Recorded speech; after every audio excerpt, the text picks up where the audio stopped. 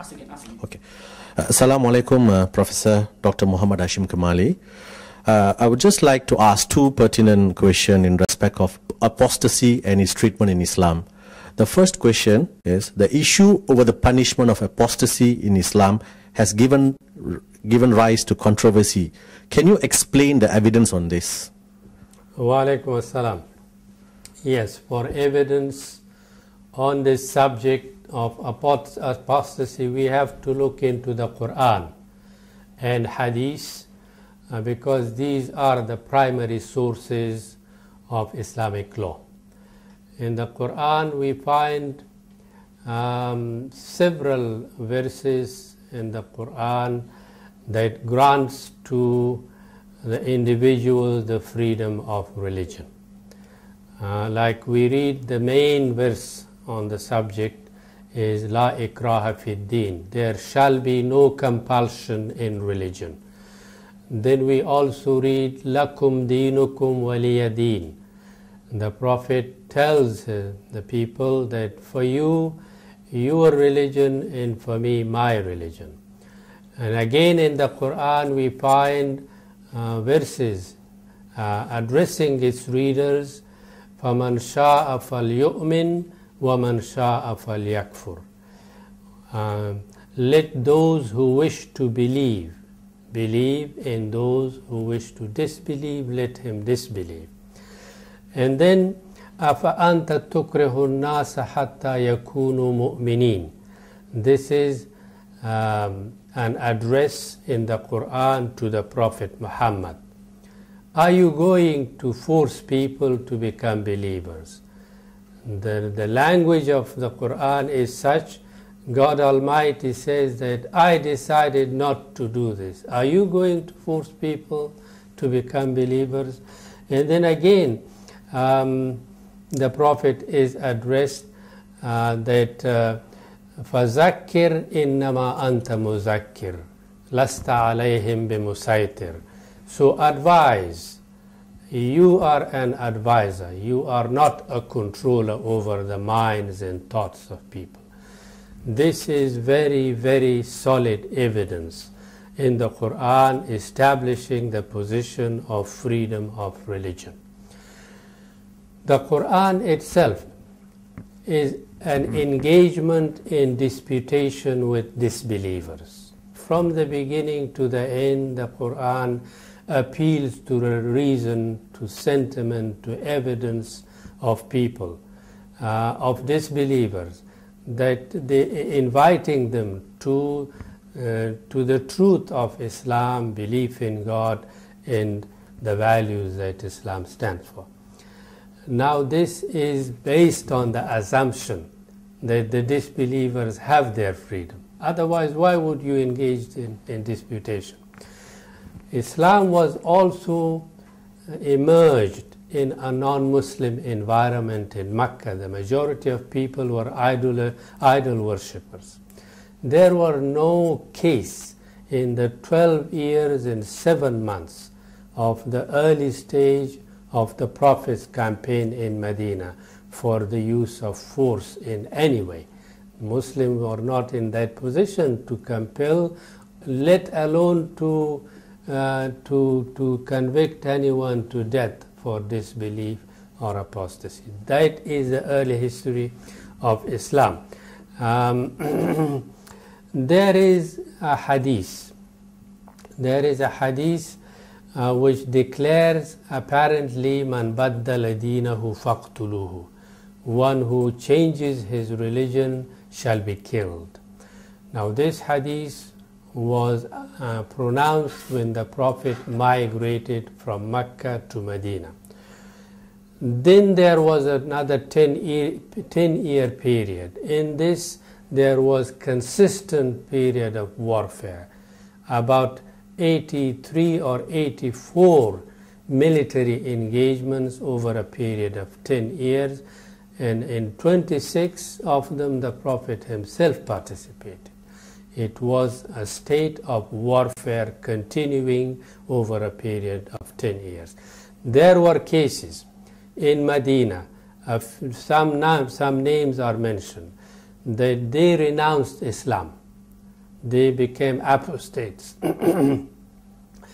But as soon as they renounced Islam, they would leave Medina and escape to Mecca, and they would join the enemies to fight the Muslims.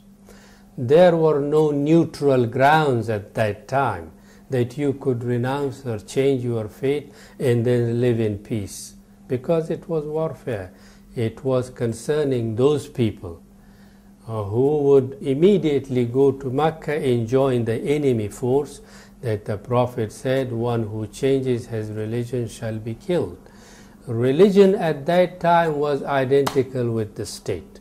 This was in fact a punishment for treason, because in Medina the government emerged in the name of Islam. The Prophet was propagating Islam. It was identical with the state. This was the hadith pronounced concerning people who boycotted and who fought the Muslims. Otherwise the hadith itself would not make sense. Man baddala dinahu faqtulu, one who changes his religion shall be killed. So a Jew who changes, who becomes a Hindu, are you going to kill him? One who changes his religion shall be killed.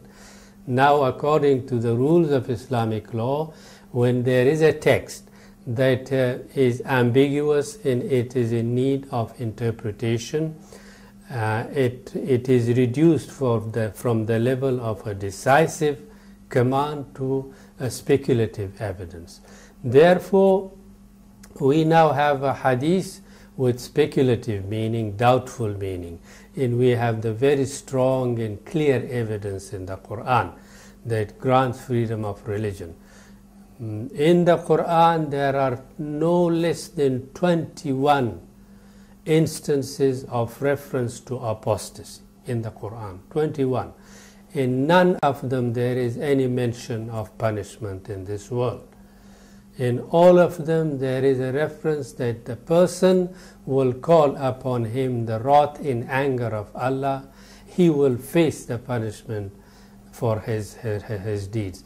But nowhere is there in the Quran any temporal worldly punishment for apostasy as such. Now this hadith has been a circumstantial hadith, meant to be for those particular situations.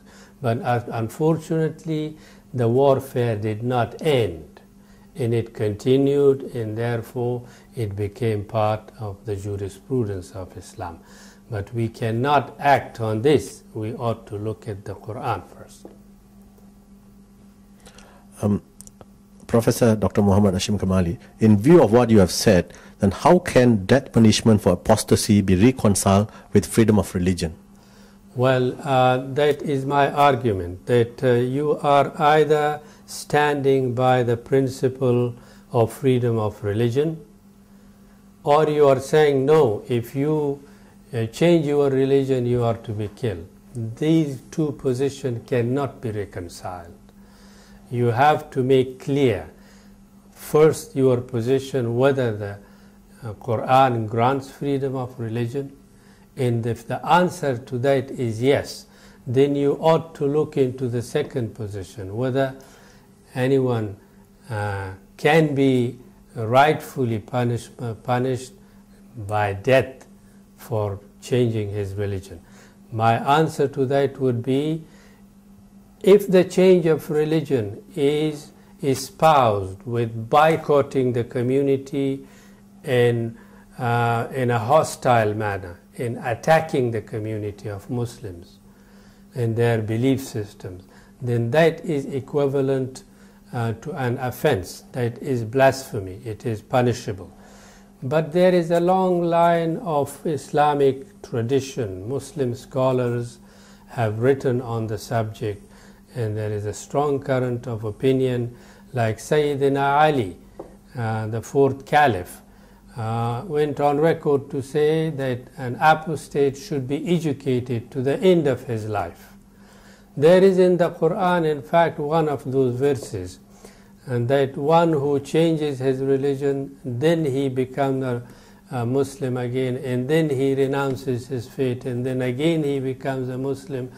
And then the verse goes on that they are doing injustice to themselves and they are responsible for their evil deeds. Now, if there were any idea of death punishment for apostasy, then how can you read in the Quran one who changes his religion, become a non-Muslim, then he becomes a Muslim, and then these are the kind of statements, position that you find in the Quran. And you then ask whether Islam validates death punishment for apostasy. The position is that one who changes his religion, the duty of the Muslim community, of the ulama, of teachers, is to advise him and to convince him of the truth of Islam, present reasonable argument and persuade him to accept Islam. But belief is a state of mind. It is not something tangible that you can touch, and that cannot be really a matter of using force. You cannot change people's minds with a sword. You have to appeal to their reason and to their good judgment. That is the truth of Islam. That is what you find in the Quran. In my judgment, that hadith is unrepresentative of the mainstream Islam, of the very strong evidence we have in the Quran. Therefore, I have written a book, Freedom of Expression in Islam, and there are 2 chapters. One is entitled Freedom of Religion, and the other a longer chapter entitled Apostasy. And again, I have written another book, Islamic Law in Malaysia, Issues in Development. In this also there is a chapter on freedom of religion. In both of these I have maintained the position that when you analyze the evidence in the Quran and Hadith, and then you have to stand by the principle where you ought to stand, and that is the freedom of religion. And it so happens that in our more recent times, the Muslim Ummah has actually taken this position and made it a part of their constitutions. And every constitution, maybe except 1 or 2 in the 57 Muslim countries in the world, they grant freedom of religion without force and compulsion. It's become a principle of constitutional law, almost accepted by consensus. If there are cases like we have of people who abuse Islam, like Salman Rushdie, or people who, these caricature incident and so on, they inflame the sensibilities of the entire Muslim community. They commit a crime of blasphemy, not because they change their religion, but they violate and they inflame and they go against the conscience of the Muslim community. That is an offense. That is an offense of blasphemy. But a peaceful conversion of a state of mind, Islam stands by freedom of religion. I admit it is a controversial issue. It is something that the Muslim community does not take lightly. Anyone who changes his religion from Islam and become a non-Muslim, he becomes a retrograde. The Muslim community does not tolerate him. I have been to Maldives twice in connection with the constitutional reforms of Maldives. And Maldives is 100% Muslim.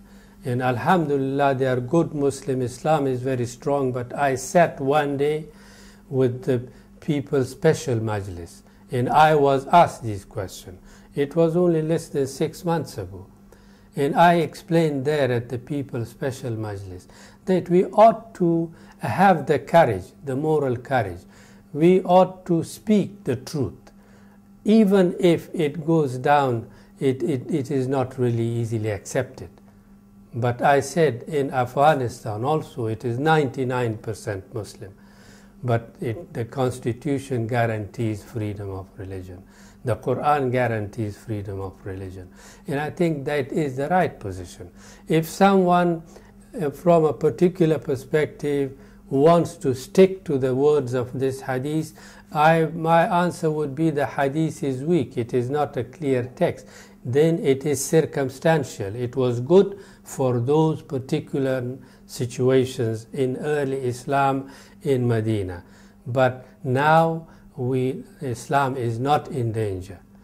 And Islam is strong, and we have to stand by the truth of freedom of religion. And I think should address the issues from the correct position. Otherwise, confusion would prevail. If good Muslims of Maldives, they want to stay with their culture, with their custom, and with their tradition, and with their religion, that's fine, because their Islam is a force in the daily life of the people of Maldives. I don't say that I would be the last one to encourage anyone to become apostate. Now, if someone out of misguidedness changes his religion, if a Muslim becomes an apostate, it is a serious case, especially in Maldives and generally in the Muslim world. Muslim society in most Muslim countries, as far as I know, they do not really accept. The person becomes retrograde, social outcast. Even if he is not punished legally, he is punished for the rest of his life by his own community and people. And legally also, because he commits a heinous act, not punishable by death, but he is punishable by ta'zir, a suitable punishment in an environment like Maldives, because the community's conscience is violated by such an individual. He should be punished in some way under the principle of ta'zir, but not by death punishment. Thank you very much, Professor Dr. Mohammad Hashim Kamali, for the clear explanation on the two questions that was raised earlier. Thank you very much once again. Assalamu alaikum warahmatullahi ta'ala wa barakatuh. Wa alaikum salam. You're welcome.